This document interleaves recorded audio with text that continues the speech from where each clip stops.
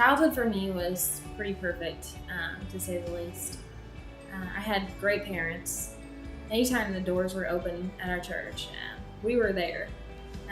My mom, she taught, Sunday school and children's church, and my dad taught the teens and Wednesday nights. Perfect definitely doesn't even begin to explain how great my parents raised me. But of course, not everything can be perfect. My mom had a son with her first husband. Him and I are 14 years apart, so technically he didn't really seem like a brother. I mean, he was more of like a guardian or like a father figure. He was like my protector, my shoulder to cry on. Him and I had a really great relationship. And in 2008, when I was 11 years old, he went to prison for the first time.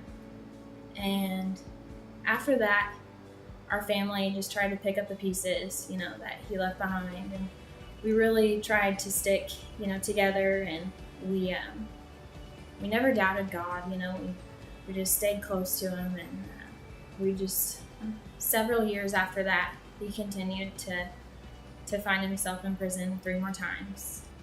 I noticed after he had went to prison that I started to get more anxiety, and I just continuously doubted God. And because after you pray for someone for so long, endlessly, and you don't see results, you just get tired and you get weak, and that's when the devil creeps in and really has a heyday. And that's exactly what he did. And sadly enough, I fell for it, and I fell for his lies. And my parents, they continued to keep faith and to keep on going. And every time I would step into church, I felt like everyone was looking down on us because our family was so dysfunctional. And I still believed in God just because I knew I needed to. And I always knew that he was there. He's real. I just had no motivation to be a Christian anymore. That wasn't there. I just couldn't do it anymore. And so at a time where I should have looked to God for peace and comfort and the answers that I needed, I did the opposite, and I turned away from him. I still let Satan, beat me down and tell me that wasn't good enough, and that the sins that I had committed against God, they weren't going to be forgiven, and that I would never be a good Christian. I would never be enough. I would never be accepted.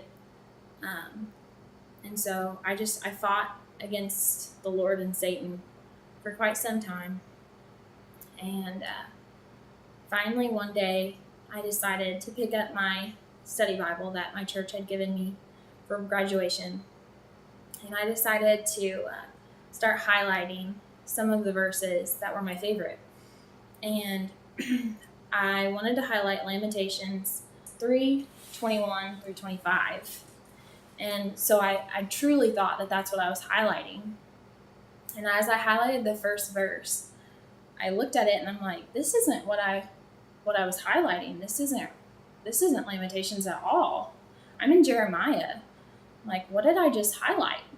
And it's Jeremiah 33:8, and it says, I will cleanse them from all the sin that they have committed against me, and I will forgive all of their sins of rebellion against me.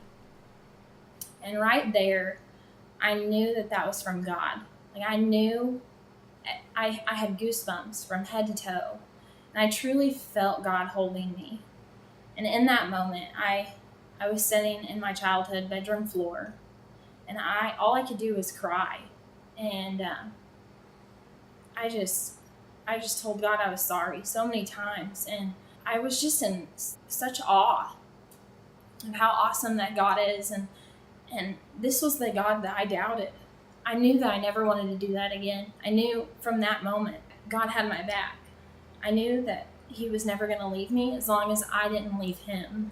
At that moment, I just read that verse over and over again.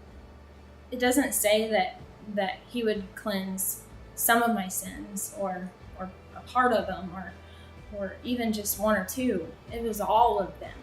And that's the God that I serve.